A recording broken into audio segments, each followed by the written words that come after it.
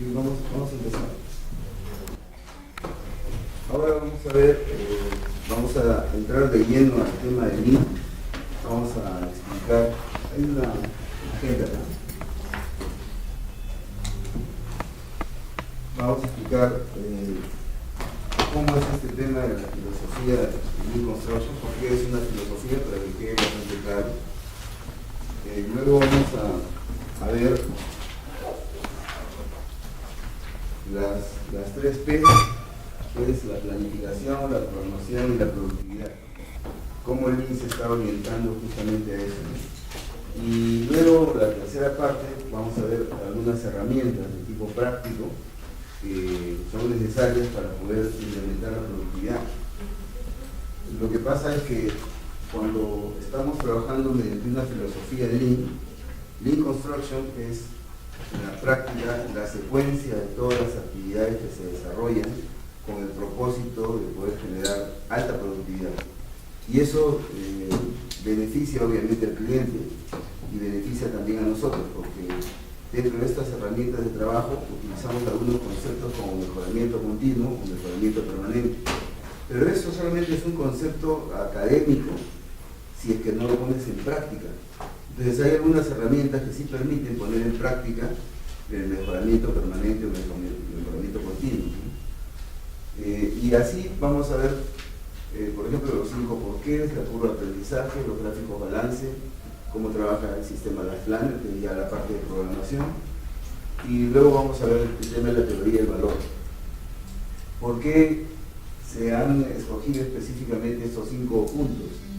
Porque si nosotros no diagnosticamos algo, no podemos entender de qué manera puede hacer restricciones, por ejemplo.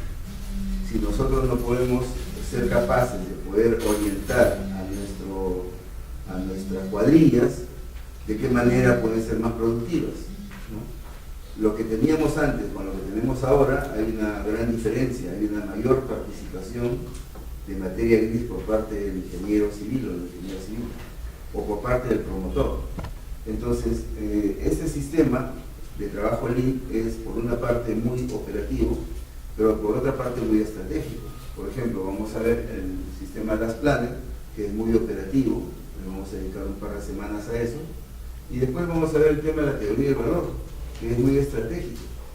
De qué manera poder hacer ese cálculo que permita a la empresa determinar ese diferencial entre lo que planificó y lo que realmente realizó, que es un gap positivo, una desviación positiva, que se traduce en valor, y de qué manera se pone inclusive en su contabilidad, ¿no? Ahora que tenemos una gran cantidad de intangibles que podemos tangibilizar mediante las operaciones contables.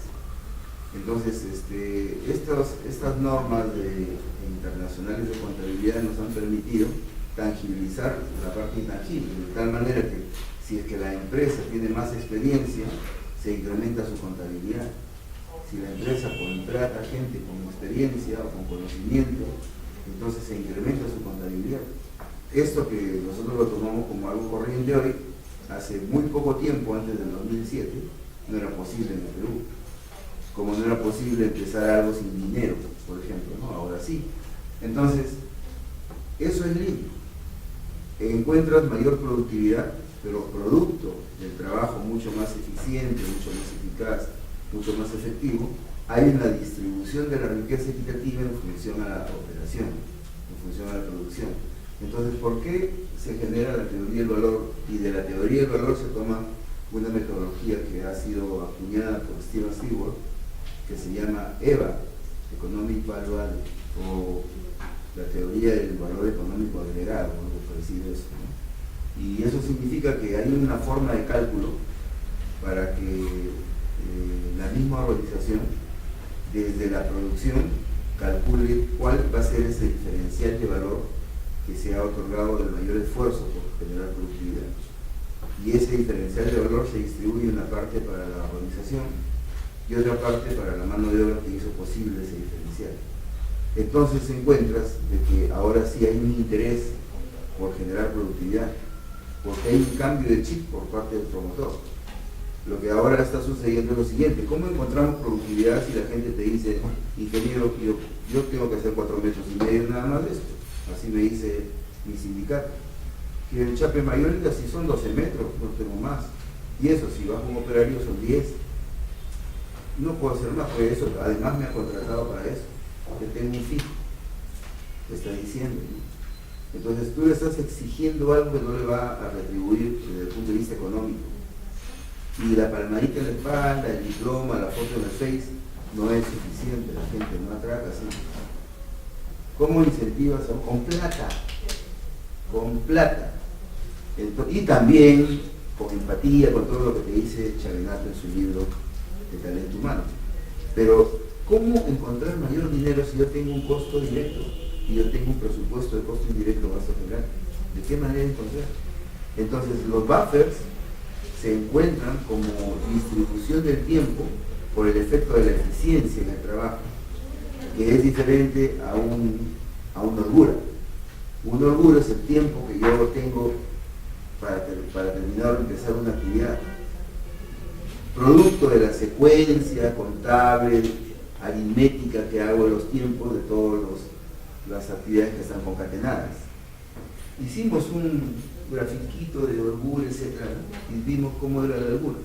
Ahora vamos a encontrar buffers, que es el tema de la teoría de restricciones. Y los buffers es: esta actividad la voy a desarrollar en 100 metros cuadrados, 5 metros cuadrados día, lo hago en 20 días con la cuadrilla genérica.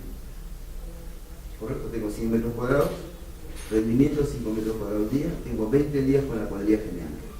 Muy bien, hago con la cuadrilla genérica esa actividad, y si es que encuentro 5 metros cuadrados día, lo termino en 20 días. Pero nadie me garantiza que eso va a ser así. ¿Por qué? Porque no he terminado si es que esa cuadrilla que va a operar va a rendir 5 metros cuadrados. Yo espero que rinda 5 metros cuadrados día, ¿no es cierto? Los de la cuadrilla también están pensando, bueno, tenemos que hacer 5 metros cuadrados día, empezaremos con 2, 3.5, después terminamos con 7 metros cuadrados día, promedio 5 metros cuadrados día, porque para eso son contratados, y ellos esperan los 5 metros cuadrados día, nada más. Pero nadie está garantizando eso. En cuanto encuentren inconvenientes, esos inconvenientes hacen posibles retrasos.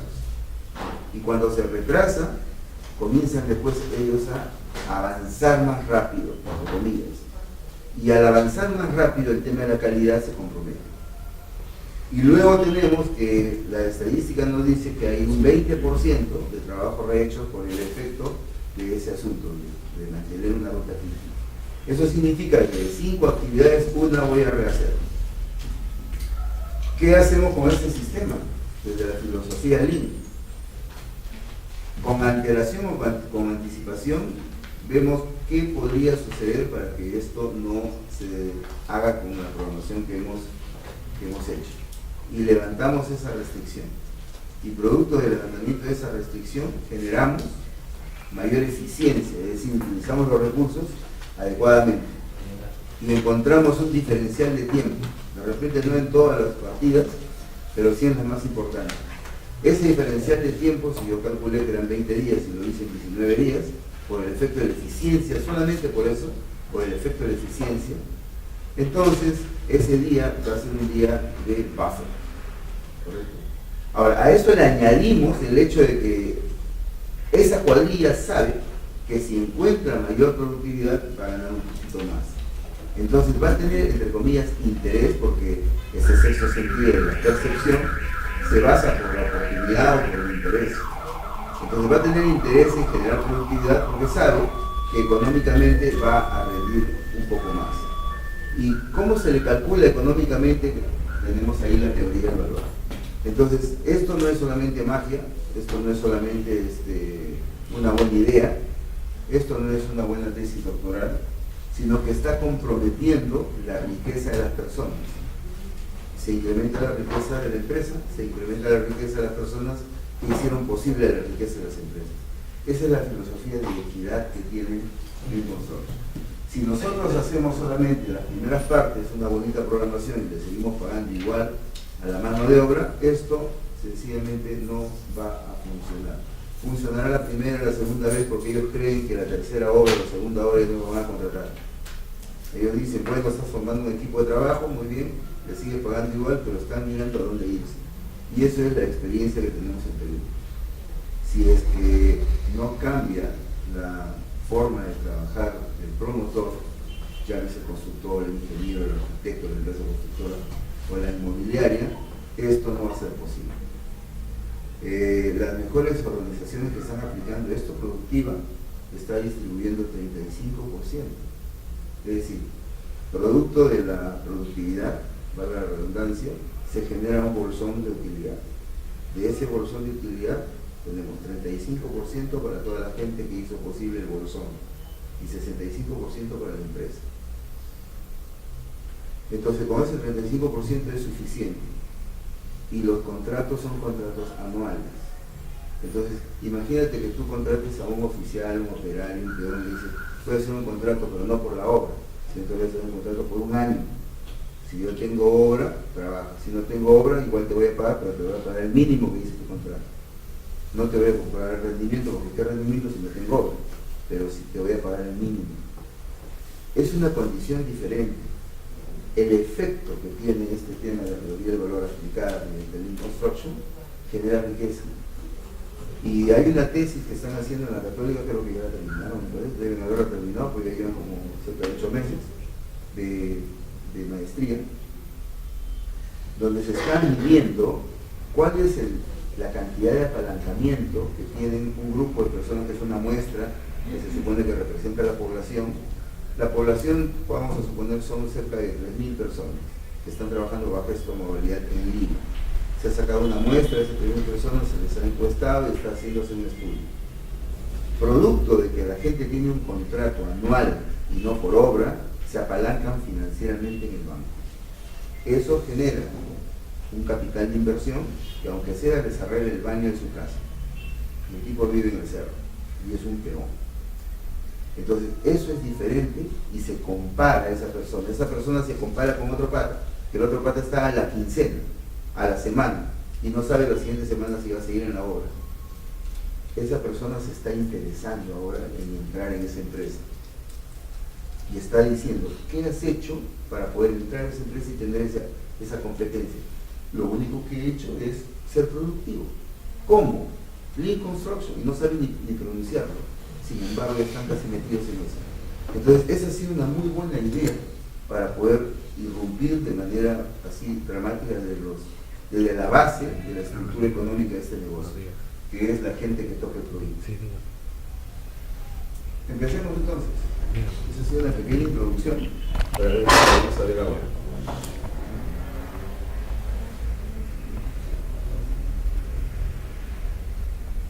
Vamos a la parte 1. Acá hay un gráfico que más o menos está diciendo lo que habíamos mencionado, ¿no?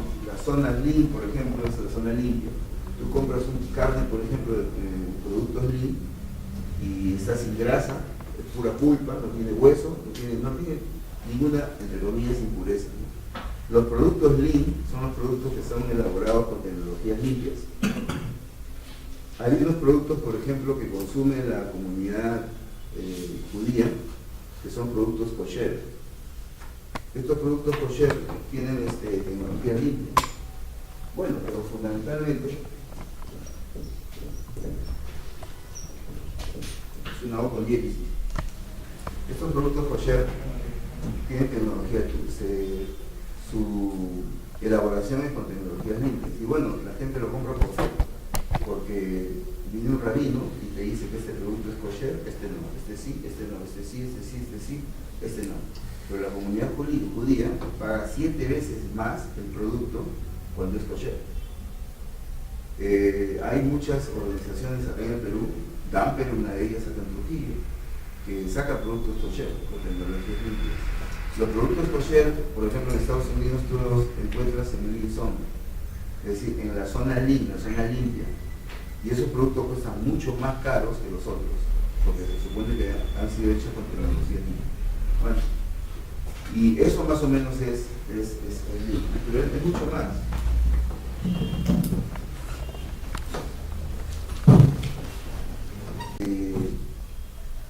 ¿Cuáles son los conceptos que ocasionan desperdicios. Y fíjense la relación de conceptos, ¿no? Lo que más, digamos, resaltante es restos de material, por ejemplo, ¿no? Y mira, el resto de material tiene 5%, proyectos no optimizados también, ¿no? No sé si les ha pasado, porque tú estás haciendo la obra y resulta que hay un cambio. Nos sucede permanentemente, sobre todo en obras privadas, ¿no? Hay un cambio. Esa tubería todavía, no hay que poner la tubería todavía porque ya cambiaron el diseño. Pero ya cuando estén los planos, y tú tienes una programación, ¿y ahora qué hago? ¿No? Entonces, esas cosas ocasionan desperdicios. Ocasionan desperdicios. Acá se hizo una construcción, una técnica muy conocida, muy preocupante, todo. Pero se empezó el primer día, no había planos. El primer día de trabajo no había planos. Y los planos ya van a venir de Lima. La otra semana, oye, los planos están llegando. Oye, los planos con esto más o menos, una fotocopia. Entonces, esos son desperdicios. Y terminar con un presupuesto de 2.65 que se aprobó, es decir, el presupuesto que aprobé, 12 millones, 2.65 por 12, es lo que se terminó ese presupuesto. Entonces, esos son desperdicios. Se tiene la obra muy linda, pero a un costo muy alto. Y se supone que la decisión para hacer ese negocio estaba en función a la retribución que tienen los beneficios futuros traídos a valor presente. Y esa cantidad ya no se da. Pero el flujo sí, lo que significa que el tiempo de recuperación de esa inversión se ha elongado. Ya no es 8 años, sino va a ser 20, ¿no? Y si es que es para 20 años, el costo de oportunidad capital de repente ya no corresponde a lo que quieren los socios. Y mejor no hubieran invertido, pero la obra está terminada. Es decir, ya estamos en el caballo, arranca, ¿no? Y eso sucede en muchos negocios pasa así. Y en las obras del Estado no digo nada. Porque se sumó todo y llega más o menos a un 30%. Los números son números redondeados, ¿no? Llega a un 30%. Y el ingeniero, que era un brasileño, dijo que más o menos de los desperdicios de 3 edificios podría calcularse que se podría hacer un cuarto edificio, como está ahí la gráfica, ¿no? Se hace 3 edificios y con los desperdicios de 3 edificios se puede hacer un cuarto edificio. Bueno, esto lo tomaron unos chicos en Arequipa y también casi el mismo año, no fue simultáneo, lo tomaron unos chicos de la UNASAM. Y encontraron que efectivamente, ¿no? 35%, 28% en unos casos, bueno, era la constructora más connotada de Arequipa y tenía un desperdicio del 28%, ¿no? 35% en obras del Estado, en todo lo que son no solamente edificaciones, sino otro tipo de obras, en la sierra, ¿no? Entonces, estamos bordeando por ahí. Si nosotros hiciéramos un promedio del 35% con 28%, estamos por ahí, digamos que la tercera parte del desperdicio. Y los desperdicios acá, por ejemplo, costo debido a atrasos, reparaciones y retrabajos, dosificaciones no optimizadas. Esta es una cosa de locos. Las dosificaciones. De repente nosotros conocemos por teoría, aunque sea, pero estamos aplicando una mala dosificación y eso va a ser posible la disminución de la calidad. Entonces tengo costos de no calidad como consecuencia de ello, ¿no? Pero ¿de dónde parte? Parte justamente del tema de dosificaciones no optimizadas. Pérdidas por mala calidad, sobre espesores por el mortero, restos de materiales, reparación de obras entregadas, proyectos no optimizados, etc. Me decía una ingeniera hace poco, que es exalumna de la Universidad de UPAO, me decía: estoy haciendo mi maestría y estoy midiendo ese asunto de la reparación por obras entregadas. Tengo 4 años ya egresado, he trabajado en la misma empresa los 4 años, ¿no? En este momento soy la segunda en proyectos y estamos viendo la parte económica y necesito una mano. Y le envié algunos archivos, hicimos un chat, etcétera, para más o menos intercambiar ideas, ¿no? Y resulta que la medición que había hecho, producto de las conversaciones, la reparación de obras entregadas era 9%. Bueno, en ese momento aquí fue 5%, fue 9%. Es decir, si redondeamos más o menos, la décima parte del costo de una obra que ya entregaste, te cuesta reparar. Y eso es justamente porque no has empleado de manera adecuada todos los recursos con los que cuentas para hacer la obra, o no tienes los necesarios, o has trabajado en desorden, o has chocado contra la calidad. Hay muchas razones, y hay más razones, por las cuales sucede eso. El hecho, por ejemplo, y es una cosa sintomática, y es una cosa que se da casi siempre, y ahora menos mal que se da menos, una batería de un baño, por ejemplo, ahora que viste que se critica todavía, pero una batería de un baño, vas a hacer la batería, el gafitero está con su operario, chequeando que está bien la batería, está haciendo la batería de este baño, el otro piso, etc., ¿no? El operario tiene su ayudante, hace la presentación, embona, hace la presentación, está todo bien y pega. ¿Cómo pega? Coge una bolsa de cemento rota, pone un fosforito, y fosforito, calienta el tubo y lo embona. Y como tiene ya práctica, lo gira un poquito. Ahí está, listo. Ahora sí va a pegar bien bacán. Ese asunto, yo he hecho la medición con una empresa, que no voy a decir el nombre, de un grupo de viviendas que se entregaron. A los 9 meses y a los 18 meses, entre 9 meses y 18 meses empiezan los reclamos de los clientes. Si no tenemos la práctica de las 3 vueltas a la derecha, las 3 vueltas a la izquierda, a una temperatura de 90 por lo menos, con un balón de gas, 3 vueltas a la izquierda, 3 vueltas a la derecha, en bolas, y se acabó. Esa es una buena práctica. No tenemos un estándar de calidad y dejamos a la gente que trabaje, porque no tenemos un estándar. Entonces, el trabajo en Lean significa que con anticipación, con antelación, tú te has dado cuenta que esto va a fallar y vas a tener esto, reparación de obras, y ya entregaste la obra, que la gente se lo va reclamando. Lo que pasa es que hiciste buen rendimiento y pusiste 10 artefactos en el día, pero después te reclaman que se ha robado, que está girando, que no está estable, que se mueve. Y esos reclamos ocasionan de que el presupuesto que tú estás sacando para poder cubrir esos reclamos no lo sacas ni el costo directo ni el costo indirecto, menos del de contingencias. El de contingencias se terminó cuando tú liquidaste la obra, cuando tú cerraste el proyecto. Ahí se terminó. ¿De dónde lo sacas? Lo sacas de tus utilidades. Descontablemente, ¿de dónde sale? Proyección de utilidades, de ahí. No la puedes cerrar de inversión, porque no va a regresar. Tú haces una reparación porque has hecho mal la entrega, has hecho mal la obra, haces la entrega, haces una reparación después de tiempo. Y tenemos todavía 7 años de por ley, nuestra responsabilidad económica para poder reemplazar, arreglar, etc. Rehacer, esta la ley tiene como 10 puntos. Entonces, ¿de dónde sale? Sale de tu proyección de utilidades, de ahí sale. Entonces, en el momento que tú sacas las utilidades de un proyecto, van los descuentos, IGB, impuestos selectivos al consumo, notariales, registrales, impuestos de la renta, etcétera, que va descontando. Y también tienes que descontar por reparación de obras entregadas. Y es una cosa de loco, porque ahí ves enteramente tu ineficiencia en el trabajo. ¿Cuánto es esa cantidad respecto al costo del total de 9%, según esta señorita ingeniera civil? Acá en este caso tenemos 5%. Ellos encontraron un 5%. Pero nosotros estamos más o menos al borde del 7 al 9%. Del 7 al 9%. Eso es. Una empresa bastante conocida en Piura, que tiene bastantes años en el mercado, creo que tiene como 15 años en el mercado, hemos calculado 8.5%.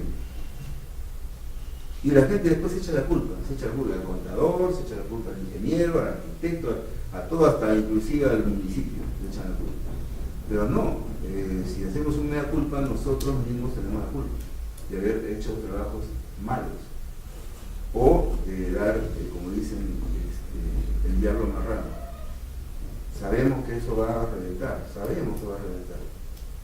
Hacemos una mala conexión y de todas maneras hay un golpe de viento. O sea, las buenas prácticas ocasionan la disminución de ese porcentaje. Y lo cierto es que de repente hay más conceptos por los cuales hay pérdidas, pero estos son los principales. Sin embargo, se midió desde el punto de vista muy operativo los desperdicios, y esas son las condiciones en las cuales se dan las pérdidas. ¿Dónde están los desperdicios?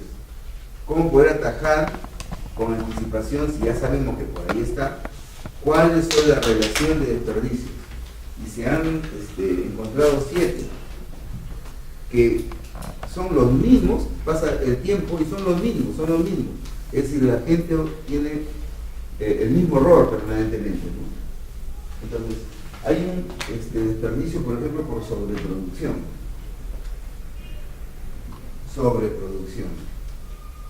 Entonces decimos, oye, si tengo ya todo el fierro acá, lo habilito y lo dejo armado. ¿No es cierto? Lo habilito y lo dejo armado. ¿Para cuándo? Para cuando ya me toque, listo, me hago entonces las 60 columnas.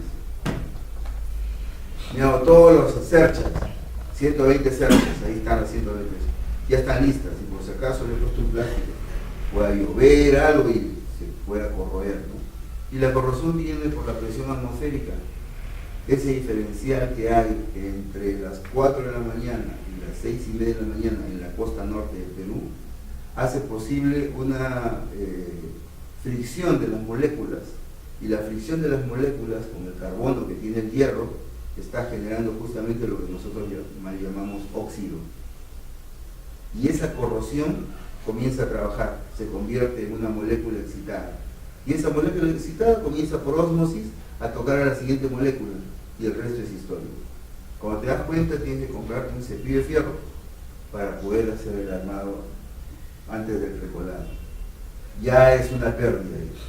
Esa hora hombre, esa mano de obra que no está prevista, la tienes que pagar, y esa es una pérdida. Entonces tú dices, oye, pero así es. Yo dejo el fierro, y construyo en la playa, dejo el fierro 2 días, y de todas maneras, o sea, dentro de mi presupuesto está mi cepillo de... O sea, pues así es el trabajo. Y así no es el trabajo. O no debería ser. ¿Cuál es la siguiente consecuencia de la sobreproducción? La sobreproducción está ocasionando almacenamiento. Necesito esa cantidad de metros cuadrados para sacarle provecho, para que sea más eficiente. Cuando tengo metros cuadrados disponibles, necesito utilizar esa cantidad. ¿Por qué? Porque en términos económicos es un capital, que ese capital tengo que utilizarlo, tengo que moverlo. Si hay algo que se aprende en la vida es que el capital tiene que estar moviéndose, no tiene que estar estático, tiene que estar moviéndose, ¿no? Entonces, esa sobreproducción ocasiona eso, ¿no? Además hay otra cosa, ¿qué es lo que está ocasionando? Ocasiona capital inmovilizado, porque tienes el preproducto inmovilizado, ese capital está inerte, no lo estás moviendo. Lo vas a utilizar, sí, pero en ese momento no. Entonces el capital inmovilizado tiene un costo, que es el costo del capital. Y el costo del capital va disminuyendo la posibilidad de generar mayor economía de ese activo fijo, de ese bien de capital en el futuro. Entonces, tú te preguntas y dices, oye, pero estas son cuestiones económicas.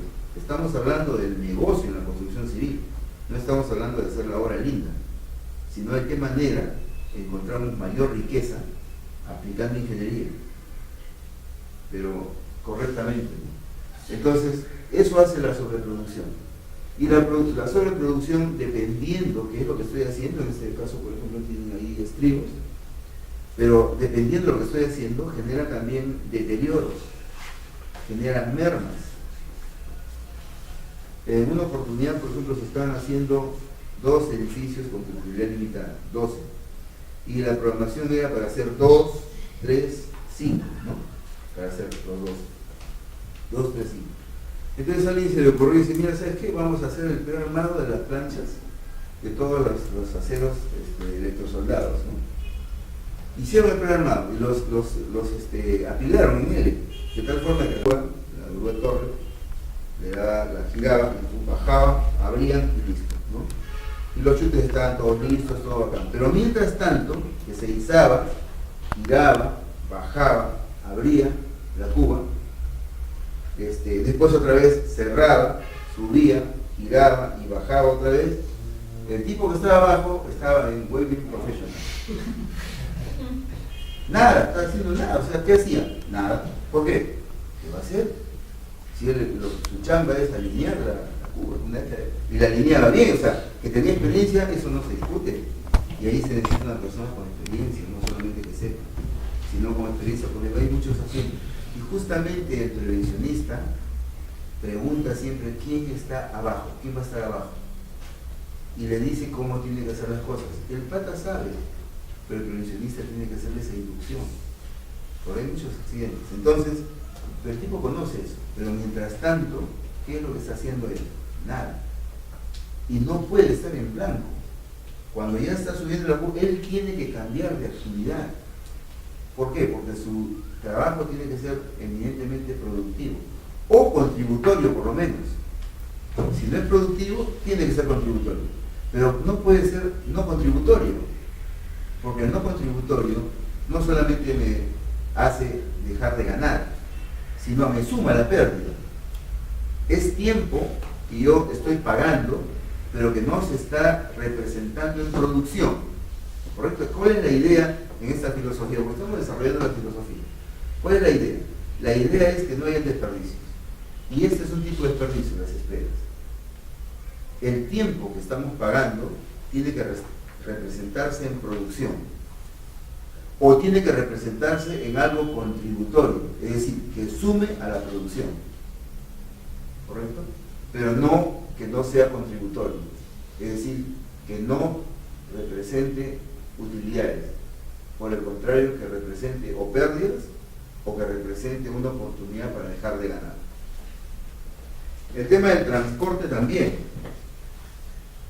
Y el tema del transporte de repente es un tema o de cadena o es un tema logístico. Es un tema de cadena, es un tema logístico, el tema de transporte. Y aquí vamos a ver el tema de logística. Cuando nosotros hacemos el transporte, no coordinamos, no empatamos los procesos de salida del proveedor con los procesos de entrada de la obra. Entonces, tenemos esto, ¿no? Tenemos el proveedor acá, tenemos la obra acá y tenemos el cliente aquí. ¿Qué es lo que espera el cliente? Entonces, aquí hay una cadena, hay un eslabón de actividades, son eslabones de actividades. Acá hay otra cadena, que son eslabones de actividades. Hay otra cadena. Esta es la cadena de aprovisionamiento. Me estoy proveyendo de algo, me estoy abasteciendo. Entonces, la cadena de abastecimiento.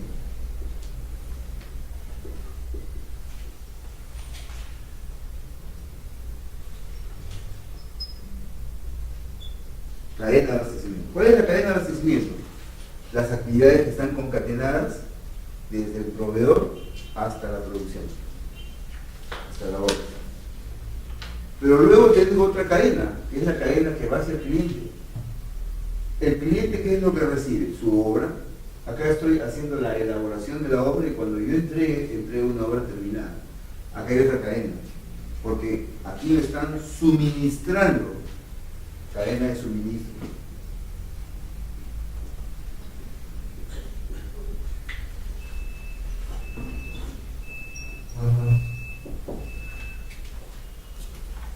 Cadena de suministro. Me están suministrando, ¿correcto? Esto es desde el punto de vista teórico. Pero resulta que hay productos o insumos que van a la oficina central y de la oficina central van a la obra, ¿correcto? Hay otros productos que van del proveedor directamente a la obra, se sacan a la oficina central y la oficina central hace la negociación, el acuerdo, el pacto. El caso del concreto, por ejemplo, la oficina central pacta y el proveedor va directamente a la obra y entrega su producto terminado, ¿no? Lo cierto está que si yo tengo las cadenas de abastecimientos que me van a abastecer o me van a proveer de todos los insumos necesarios para poder generar con el know-how del producto terminado, yo tengo la cadena de suministros, todas las actividades que yo voy a entregar como producto terminado, qué es lo que tengo que hacer para poder hacer la entrega del producto terminado. Y eso lo hago semana a semana o quincena a quincena, dependiendo de mi valorización. Entonces tengo dos cadenas. ¿Dónde está la logística acá? Si estas son las actividades que tengo que desarrollar. Si yo cojo un eslabón de estos tiene que estar concatenado, tiene que estar enlazado. La logística está aquí. Todo lo que tengo que hacer para que esto sea posible, para que este pase sea posible, todo lo que tengo que hacer, tener. Entonces, aquí tiene que haber personas. La utilización del recurso humano es de logística. Tiene que haber materiales, herramientas, equipos, todo lo que te dice tu costo unitario, tiene que haber acá. Transporte, ¿cómo te vas a transportar? Recursos económicos, de dónde sacar la plata para que puedas hacer tal cosa. Oportunidad, ¿cuál es tu cronograma? Accesibilidad, ¿cuáles son los mecanismos de acción que tienes que desarrollar para que esto sea posible, para que pase de acá a acá? ¿Qué es lo que tienes que hacer? Entonces, por ejemplo, vamos a suponer un eslabón de la cadena, cadena de abastecimientos, un eslabón de la cadena es pactar la compra de 500 bolsas de cemento. Un eslabón de la cadena, pactar. El otro eslabón de la cadena es esa bolsa de cemento, esas 500 bolsas tienen que estar en obra. Ese es el otro eslabón de la cadena. Entonces acá, compra de cemento, entrega del cemento a obra. ¿No es cierto? El cemento ya está en la obra, acá pacto la compra. Pero ya compré el cemento, tengo que tenerlo en la obra. Ahora, ¿cómo hago para poner el cemento en la obra? Todo lo que tenga que hacer acá y desarrollar para que esto sea posible, para que pase de acá para acá, ese tema es un tema de logística. Por ejemplo, ¿qué persona es la que va a transportar? ¿Cuál es la unidad de transporte? ¿Cuál es la tara de esa unidad de transporte? ¿Qué volumen es? ¿Cómo se va a apilar? ¿Cuándo se va a hacer esto? ¿De qué fecha a qué fecha? ¿Cuál es el itinerario? Tengo que saber todo eso. Eso no es esto, ni tampoco esto. Es la transición, la logística. Todo lo que tenga que hacer para que pase un eslabón a otro eslabón, ese tema es un tema de logística. ¿Qué persona lo va a hacer? ¿Cuál es el cronograma? ¿Cuál es el itinerario? ¿Cuál es la TEA? Hora de inicio. Entonces, tenemos la hora de inicio y la TEA. La TEA es el tiempo estimado de arribo. ¿A qué hora llegará? ¿No es cierto? Esas son cosas logísticas. Entonces, aquí de lo que se trata en el tema de transporte es un tema logístico fundamentalmente. No es un tema ni de cadena, fundamentalmente es un tema logístico. Entonces, este concepto de TEA se conoce en logística, los ingenieros industriales tienen una charla de que es un TEA, el tiempo estimado de arribo, pero en ingeniería civil nunca lo hemos escuchado. TEA lo escuchamos alguna vez como tasa efectiva anual, ¿no es cierto? Pero después para nada. Sin embargo, es un concepto importante, porque el tiempo estimado de arribo es a qué hora va a llegar, y es un tema importante en logística. Más o menos, como que más o menos, ¿a qué hora? Entonces puede haber un condicionante. Si escogen la ruta C, probablemente con una probabilidad de 80% llegue en tanto tiempo. La ruta A con una probabilidad de 50% llegue en tanto tiempo. Eso es lo que se está haciendo ahora. No se dan números, se dan probabilidades de ocurrencia frente a TEAs. Y eso es el tema de transporte. Eso no usamos en ingeniería civil, no usamos menos para hacer la programación de una obra. Ahora tenemos que tomarlo en cuenta. ¿Por qué? Porque eso, si no lo utilizamos de esta forma, es un desperdicio. El otro tema es el sobreprocesamiento. Y es un asunto importante también porque hacemos varias veces lo mismo para que quede bien.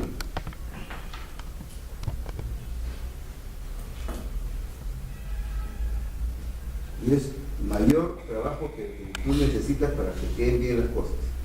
Entonces lo haces varias veces para que quede bien. Resulta que cuando estás haciendo una vereda, por ejemplo, hay una práctica que la gente coge el cemento, el polvo, y comienza a polvorear, ¿no? Pasa la plancha, otra vez comienza a polvorear.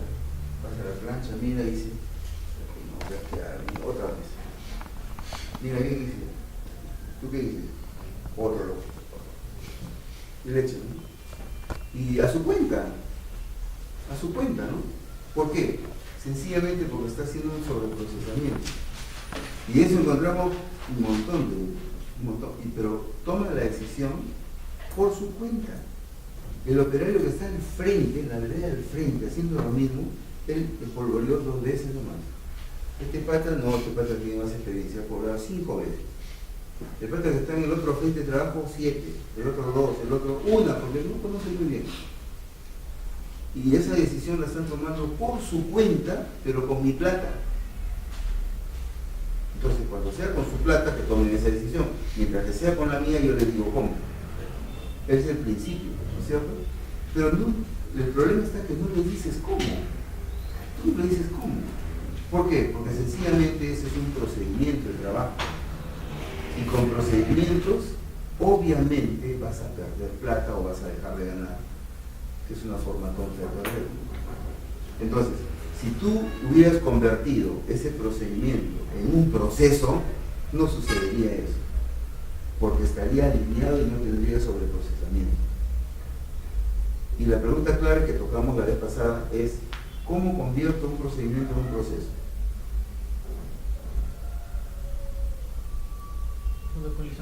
Protocolizando. El procedimiento es una forma de actuación. Si yo protocolizo ese procedimiento, lo convierto en un proceso. Y ese proceso es un proceso, cada vez que alguien vaya a hacer el remate de una vereda, lo tiene que hacer de esta única forma, en esta organización. Y se convirtió en un proceso. Yo estoy dicho, ¿cuál es la mejor forma para que quede bien esta vereda? Quiero que quede granular, quiero que quede lisa, quiero que quede brillante, quiero que quede, ¿cómo quieres que quede? Entonces, dependiendo de eso, tú generas un protocolo. Y ese protocolo es una única forma de actuación. Distribuyes ese protocolo por las personas que están haciendo el trabajo y se va a hacer de una única forma. Entonces, eso se convirtió en un proceso. Y ese proceso es perfectible, es decir, lo puedes perfeccionar en el tiempo. Lo puedes perfeccionar. Y ocasiona la menor pérdida posible. Y obviamente ya no encontrarás sobreprocesamiento. Otro tema es el inventario, que ya habíamos hablado, que ese es capital inmovilizado. Cuando tienes inventario, ese es capital inmovilizado. Hay un concepto que se llama just in time.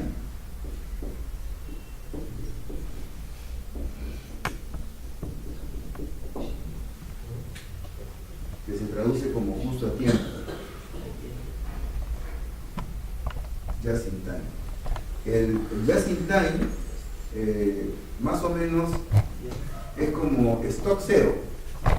Stock cero. ¿Cuánto tienes de stock? Nada. Pero como nada, que ya lo utilicé. Viene el material, que es el insumo, se descarga, se utiliza casi inmediatamente, ¿no? Entonces, ese es un tema ya sin time.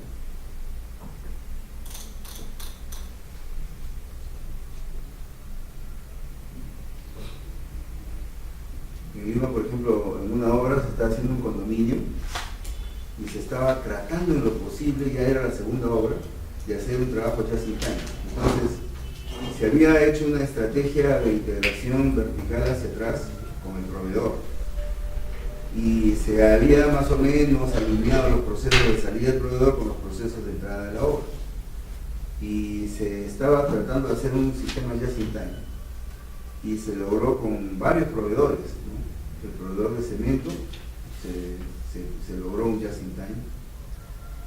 Rex, el proveedor también de todo lo que son arcillas, se hizo también un just in time. Por ejemplo, venía el proveedor y en el frente de trabajo, el muro cerco, venía descargado. Entonces decíamos, estamos comprando 35.000 ladrillos, pero las entregas, dentro del contrato estaba la entrega. Y el proveedor, ¿qué es lo que dijo? Bueno, esto me lo va a ocasionar un costo de operación. ¿Cuál es tu costo de operación? Mi costo de operación, porque ahora todo es transparente. Es decir, en una filosofía de Lean Construction yo le digo al cliente cuánto voy a ganar. Eso es algo que vamos a hablar. Y esto es lo que voy a ganar. Esos son mis honorarios, eso es lo que voy a ganar. Entonces, igual das la vuelta y te coges con el proveedor. El proveedor te dice, mira, yo voy a gastar esto, esto, esto y esto voy a ganar. Ah, muy bien, el otro, esto es mi costo, este es mi gasto y este es mi utilidad. Eso todo es transparente, la equidad y la transparencia forma parte de la filosofía. Entonces ahí no hay ningún problema, yo sé que el señor va a ganar 15%, yo sé que ese señor va a ganar solamente 12%, y estoy cogiendo el que gana 15%, pero me estaba ocasionando un costo operativo de 4%, no de 6%, con el otro. Entonces me conviene alinear los procesos, y eso es lo que estaba sucediendo. Entonces calculamos cuáles son los costos de operación de REX para poder hacer ese sistema de abastecimiento, y se hizo just in time. Llegaba la gente, el ladrillo, no había ladrillo, el almacén estaba lejazos todavía, de repente venía el camión de arroz, uno chiquito, porque eran solamente 500 ladrillos, y el otro uno grande, que eran 1200, y lo dejaba en el teatro de operaciones, o sea, en el punto donde bajas, se apilaban, listo, se apilaban acá 100, se apilaban 150 allá, se apilaban 150 allá, ahí están los 400, y los otros 100 distribuidos. Justo a tiempo, llega el ladrillo, se comienza a hacer la mampostería, ¿no? Entonces, ¿eso ocasiona mayor costo operativo para el proveedor? Obviamente que sí. Pero si nosotros comparamos el costo operativo por el contrato fijo que tengo el proveedor, que lo tomo como costo fijo, contra el variable que yo tengo al hacer la distribución interna, la utilización de mano de obra, la contratación de mano de obra y los beneficios sociales que esto me acarrea, obviamente que me va a convenir pagarle ese diferencial al proveedor. Solamente hay que hacer cálculos nada más, y todos podemos sumar, restar, ¿no? No hay ningún problema en eso. Entonces, y eso viene porque eso viene por un tema de inventario. Entonces, cuando dice inventario, el concepto no debe quedar ahí, el concepto debe quedar en la forma como tengo que actuar para que esto no sea posible en la obra, que no haya inventario. Ahora, hay algunos insumos que definitivamente los tengo que tener almacenados, y de hecho que sí, por un tema de procesos constructivos, ¿no? Los tengo que tener almacenados. Me llegó vamos a suponer, no sé,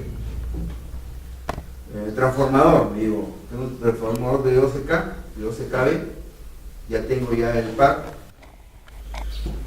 de postes ahí, tengo las ménsulas, tengo todo, pero eso está programado para ponerse el día viernes, y me llegó el día lunes. Lo tengo de lunes hasta el viernes. Hago las pruebas de piso, etcétera, etcétera, hago las presentaciones, los preensambles, y lo tengo listo y a punto para el viernes hacer el izaje y la instalación, y la prueba. Entonces, las pruebas de homiaje, todas esas cosas las puedes hacer abajo, en tierra. Pero ahí tienes un inventario de 5 días, pero es un transformador, que es un único producto que se instala una única vez, ¿no? Y los movimientos también. Frederick Taylor y Henry Fayol, los padres de la administración moderna del siglo pasado y antepasado, posterioridad del antepasado, hicieron un estudio de tiempos y movimientos y determinaron la mano de obra, cómo tiene que moverse en el teatro de operaciones para que obtenga la máxima eficiencia o la máxima productividad. Entonces, y esto lo hicieron en manufactura, ¿no? Entonces dijeron, en una fábrica, por ejemplo, que se hace tal cosa, este obrero que está acá, que está haciendo la supervisión de un bode, por ejemplo, ¿qué es lo que tiene que hacer? ¿Cómo se tiene que mover? Gira, coge acá los fustes, los coloca, los centra, embona, lanza, gira. Ese es el trabajo que hizo, ¿no? ¿Qué hace la otra persona? La otra persona está abasteciendo, abastece de insumos en esta línea de producción y en esta línea de producción. La línea de producción va corriendo, él abastece acá, abastece acá, abastece acá, abastece acá. Cada vez que abastece 5 veces, nuevamente se va a recoger. Gira acá, hace el pesaje, otra vez gira y abastece. Y mientras que está haciendo el pesaje, porque está girando, la línea se detiene. ¿Por qué se detiene? Porque ya se calcularon que hay 5 productos preelaborados que están justamente para poder generar el empaque. Yo tengo que parar la línea para poder hacer el empaque. En ese empaque, en esta parte de la línea de producción, yo estoy girando y pesando. Volteo y la línea arrancó otra vez. Es decir, esa coordinación y esa, digamos, concatenación de actividades o esa sincronización se estudia en producción. Pero en ingeniería, para hacer construcciones, no llega. No hacemos eso. No hacíamos. Ahora sí lo hacemos. Con esta filosofía de Lean Construction, sí hacemos estudios de tiempos y movimientos. Y ahora sí le decimos, por ejemplo, a las personas, tú tienes que moverte para poder hacer el trabajo de esta manera. De acá para allá, de acá para allá, etc. Ayer yo les estaba comentando a unos chicos en una clase de grado que me llamó la atención la primera vez que estuve en el aeropuerto. Tenía el ticket y tenía un color. Creo que fue naranja, color naranja. ¿Qué color es naranja? Muy bien. ¿Cuál es el naranja? Aquí es parte de naranja. Muy bien. Te dan el ticket. Que es tu ticket para hacer el reporte. Y tú sigues la línea naranja, sigues la línea naranja, sigues la línea naranja. Después agarrar un carrito de esos eléctricos y sigue la línea naranja, la línea naranja y llegas a tu destino. Y la gente coordinador, otro le tocó verde, el otro se iba pues, no sé, a Sudamérica. El otro parte le tocó amarillo, este es decir, Estados Unidos seguramente. El otro le tocó otro color. Entonces, esos gates que tú estás buscando, ¿cómo te quieres 65 veces, 65 veces? Está bien ordenado. Este es un trabajo lindo. Y lo trabajan por colores. Así como vimos, por ejemplo, Princeton, ¿se acuerdan de Princeton? Princeton tenía 5 grupos que estaban distribuidos por colores. Y cada color representaba un momento, una fase de la administración del proyecto. Podías concatenar los colores en distintos momentos, dependiendo de tu proyecto. ¿No es cierto? Acá igual, era una distribución de colores para poder llegar, digamos, lo más rápido posible y obviamente no te ibas a chocar con alguien. ¿Cómo te vas a chocar si el otro tiene otra banda de desplazamiento? Las bandas de desplazamiento en una obra forman parte justamente de la eliminación de nuevos movimientos. Y ese es un tema importante, que nosotros no lo tomamos en cuenta. Pero si calculamos por ese concepto cuánto perdemos o dejamos de ganar en una obra, estamos llegando al 3-4%. Eso es un trabajo de Lean Construction y genera obviamente desperdicios. Y por último tenemos los trabajos, cuando hacemos el más trabajo, ¿no? Los trabajos rehechos. Entonces, lo que está en la foto, por ejemplo, es algo menos mal que poco peculiar, ¿no? Porque es una deficiencia flagrante. Tener cangrejeras, ese tipo de obras, no buenas dosificaciones en los materiales, ocasionan defectos. Y esos defectos ocasionan trabajos rehechos, tengo que hacer. Entonces, aquí, ¿qué es lo que se tiene que hacer? Bueno, botar, demoler y hacerlo otra vez. Pero, ¿te imaginas tú de dónde va a salir esa plata? Y tú dices, no, bueno, después sacamos la cuenta. No, es así. No, es así. Botar y volver a hacer. Además, empiezas con un presupuesto y terminas con otro, porque es un presupuesto. O sea, estoy suponiendo que eso va a ser, y no sé si va a ser, pero estoy presuponiendo. Y no es así, pues. El presupuesto, por ejemplo, desde el punto de vista de la filosofía del Lean, no debe tener, por ejemplo, una aberración de presupuesto. ¿Cómo se llama cuando tú le pones 3% y no sabes para qué es, pero le pones por si acaso? ¿Cómo se llama? Tiene un nombre, ¿eh? Tiene un nombre. Que cuando le dices al contador, el contador dice, no existe, no hay una cuenta así. O sea, tengo acá el plan contable de la nación y en ningún momento dice imprevistos. En ningún momento dice, ¿a qué cuenta lo asigno? Le dice un contador. Imprevistos. ¿Dónde está imprevisto? Estoy buscando y he revisado varias veces. Le preguntaba a mi profe de la U. No hay imprevistos. Es que no deben haber imprevistos. Hay contingencias. Y la contingencia es algo que tú has previsto, pero que no se va a dar. Que Dios quiera que no se dé. ¿No es cierto?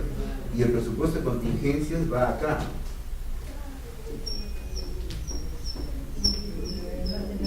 Aquí va. Las contingencias. Y este es un balance. Va en el activo no corriente. La contingencia.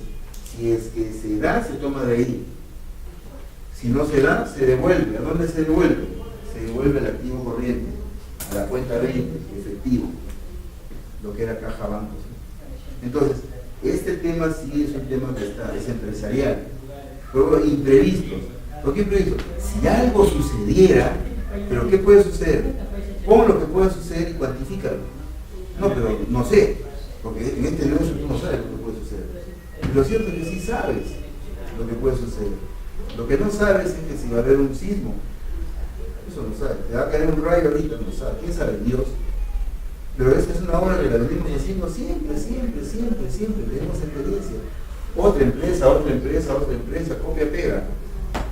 Todos sabemos que eso sucedería más o menos. Lo que pasa es que nuestra ineficiencia la queremos pasar como un, entre comillas, imprevisto.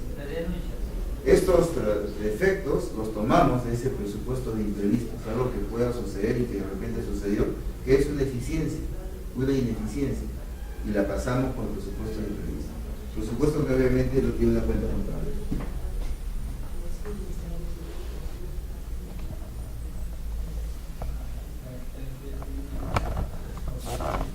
Bien, entonces, ¿qué es Lean? ¿Qué es Lean Construction? Es una filosofía de trabajo en la construcción. Lo primero que hace es maximizar el valor. Y lo segundo que hace es proporcionar herramientas para que, bien utilizadas, trate de disminuir la cantidad de desperdicio. Eso es lo que hace. Entonces, por un lado, no genera grasas, defectos, y ocasiona la máxima cantidad de valor.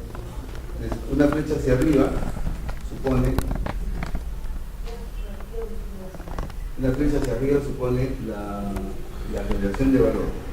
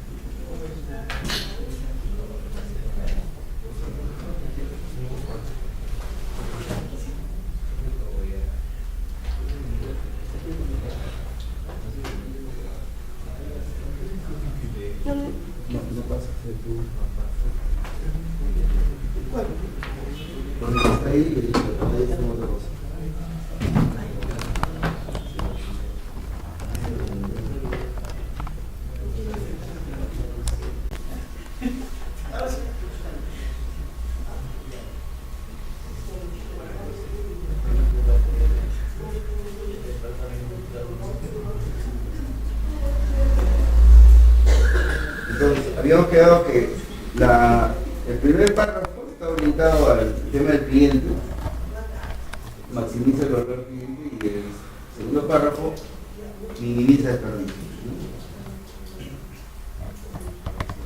Pero habíamos determinado también quién es nuestro cliente, y estamos trabajando en un sistema cliente-proveedor.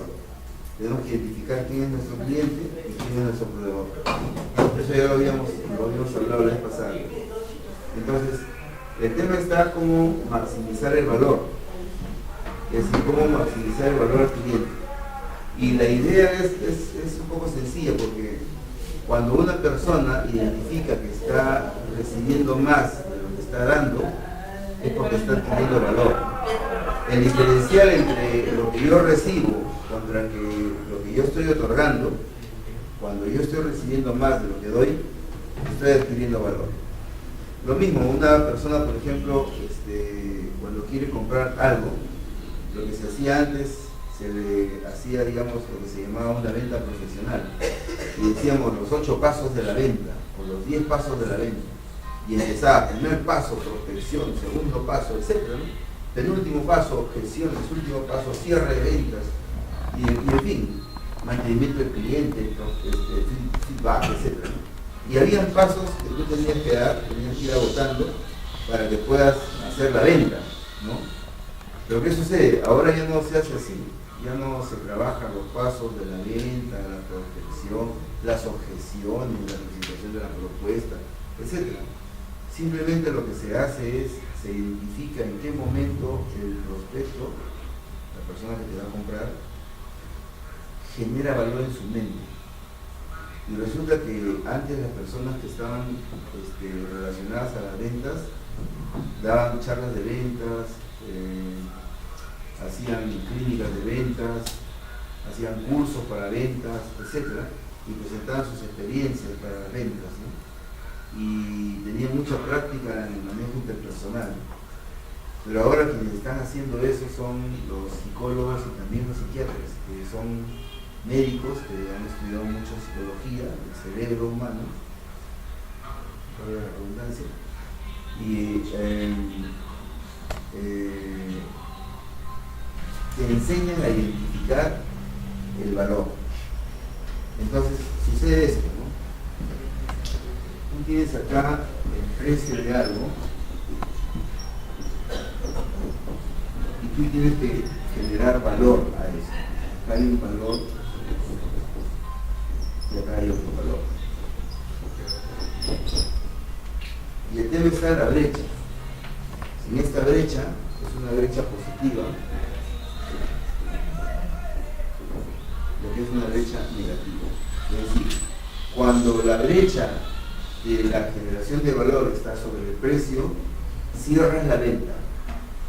Cuando la brecha de la generación del valor está bajo el precio, no puedes cerrar la venta. Aun cuando el prospecto, el futuro cliente, te diga, te lo voy a comprar, no le vendo. ¿Cómo ha cambiado ese paradigma? Es decir, el prospecto está diciendo, ya muy bien, ¿cuánto cuesta? Ahorita te lo pago. Y cuando tengas tiempo me lo vas a dejar a mi casa, pero te lo dejo pagado. Tú has identificado que, aun cuando te está diciendo que lo va a comprar, la generación de valor está bajo el precio. No puedes venderle. Pero tienes otro prospecto, que su generación de valor está sobre el precio, no tiene cómo pagarte ahorita. Ya le vendiste. Esa es la idea. Por ejemplo, una venta que se hace, vamos a suponer, el otro día me estaban diciendo, ingeniero, cómpreme un seguro, porque con este seguro yo completo la cantidad de cupos de seguro en pólizas para este mes. Y estamos en concurso. Y si eso es así, yo entro a concurso y me voy a ganar un pasaje yo y mi esposo a Miami. Fíjate cómo es la percepción, ¿no? Entonces, bacán, escucha, entre comillas, apoyar, compra seguro. Muy bien, te deposito todo, después me envías la póliza, todo el día me lo envías en mi correo para ver de qué se trata. O sea, solamente por apoyar a la señora para que entre al concurso, para que vaya con su esposo a Miami. Esa amonestación que recibió por parte de su organización, por parte de su empresa, es perfectamente válida. Porque tenía un cliente cuyo valor de ese producto estaba bajo el precio.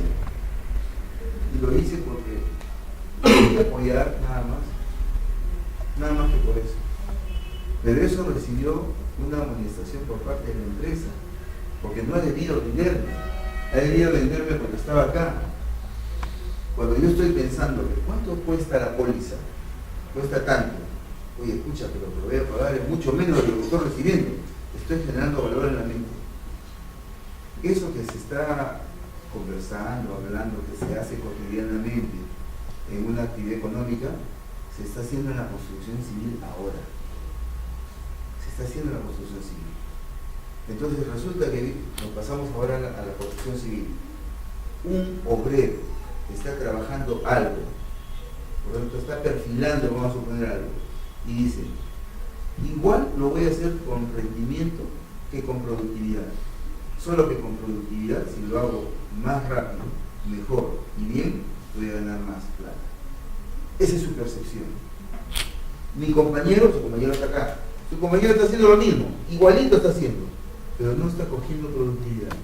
A la hora que le llega el sobre el fin de semana, este señor sacó 120 soles más, él sacó 80 nomás. Pero el que sacó 80 reconoce que ha sacado menos porque su compañero trabajó más y trabajó mejor. Esa es la diferencia. Entonces, cuando estamos hablando de maximizar el valor al cliente, ese es nuestro cliente. Nuestro cliente es el obrero que tiene que internalizar en su mente que eso es mejor para él, para su familia y para todos. Fíjate, JCB creo que es, contratistas, JBC, la televisión, JCB. ¿Qué está haciendo JCB? Está trabajando con asistentes sociales. Con asistentes sociales. El asistente social es el trabajador, está haciendo una evaluación de la familia del trabajador. Y luego se va a la familia de él, a la familia de ella, para ver cuáles son las necesidades que está cubriendo este puesto de trabajo. Ese es un concepto lindo. O sea, no estamos hablando que solamente estamos hablando de la obra. Aquí posiblemente estamos hablando de cómo vamos a hacer las planas, todo bien bacán. Pero estamos hablando de la filosofía, de otorgar valor. Entonces, estas personas, estos promotores, esta organización, esta empresa, está invirtiendo en eso. Eso no es un gasto, lo toma como una inversión, eso tiene que retribuirse en productividad. Y esa productividad en riqueza, por eso es inversión. Entonces, esa plata que dan para pagarle los sueldos de esos asistentes sociales o asistentes sociales, están haciendo la medición de este trabajador, que de repente está ganando 3.500 soles. Pero ¿cuál es el impacto de este trabajador, de su sueldo, en su familia, en la familia de él, en la familia de él? Y está llegando a ese impacto. ¿Y qué, por otro lado, la familia? ¿Qué está pensando la familia? Está diciendo, oye, se interesan por mí. Y cuando viene el marido tiene que estar bien atendido, bien bacán, tiene que dormir bien, no tiene que salir a chupar, no tiene que tener otra mujer, no tiene que... ¿Por qué? Porque tiene que trabajar bien. No tiene que, o sea, esa oportunidad de trabajar en esta empresa no la puede perder. Y ese es el lío. Y además de eso, ese trabajador dice, bueno, no te contrato por obra, te contrato por tiempo, te contrato por un año. En el año tú vas a ir a diferentes obras, a esta, y todos los trabajadores trabajan igual, con esa filosofía de ley. Entonces, eso es otorgamiento de valor al cliente. Reconocer en tu puesto de trabajo quién es tu proveedor, quién es tu cliente. Otorgarle valor al cliente, darle más de lo que él espera por recibir. Y el tema de minimización de desperdicios, eso lo vamos a ver como un tema de más plano. Esto se dice si la traducción del Lean Construction tiene un epígrafe, ¿no?, que se llama construcción sin términos. No necesariamente es la traducción, ¿no?, pero es el epígrafe que representa al Lean Construction en español. Ahora, ¿cómo funca esto? Lo que normalmente tenemos son este tipo de procesos, ¿no?, de ingresos o entradas, procesos donde hace la transformación y salidas. ¿Qué es lo que ha cambiado con el tema del Lean? Ha cambiado esto. Ahora estamos desarrollando la transferencia del proceso de producción, pero midiendo tiempos y movimientos. Entonces tenemos, por ejemplo, las entradas con insumos y las salidas como productos terminados. Pero en la transformación se está haciendo una redistribución. ¿Qué es lo que tenemos en transformación? Dependiendo del proceso de producción, dependiendo, ¿no? En este caso es un ejemplo. Tenemos transporte, tenemos esperas, tenemos la transformación propiamente en el teatro de operaciones, tenemos la supervisión, la inspección, y si es que esto está mal, tenemos un trabajo rehecho, se transforma nuevamente hasta que esté bien y sale. Eso es lo que tenemos. Entonces resulta que todo este proceso de transformación lo tenemos que hacer ahora distribuido en todas las actividades o tareas que se tienen que desarrollar para que el producto terminado sea posible, utilizando entonces ahora cadena de abastecimiento, cadena de suministro mediante la logística. Eso lo tenemos acá al centro. Entonces, en ese momento vamos a generar mediciones de tiempos. Y tenemos, por ejemplo, tiempos que son productivos, cuando se hace la transformación, tiempos que son contributorios. Los tiempos productivos es cuando se hace el producto terminado. Los tiempos que son contributorios, que son tiempos y actividades que sin su participación el producto final no sería posible. De todas maneras necesito transportar, ¿no es cierto? Porque si no transporto, no puedo acceder a la transformación. Entonces ese es un tiempo contributorio, contribuye. Pero hay tiempos que no son contributorios, como este, por ejemplo, esperas. No contribuye para nada. Es más, nos retrasa. Nos puede generar una capital inmovilizado. Nos puede generar un tiempo ocioso. Nos puede generar una capacidad instalada ociosa. Nos puede generar un cuello de botella. Eso es lo que nos puede generar. Entonces, eso es un tiempo no contributivo. Entonces, medimos los tiempos. Medimos los tiempos. ¿Cómo nos vamos a mover? ¿Cómo va a ser el desplazamiento y cuánto tiempo nos van a demandar?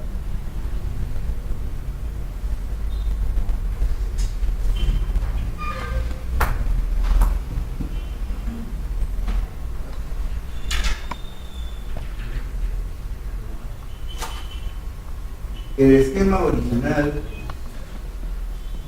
de este trabajo en Lean Construction era este, ¿no?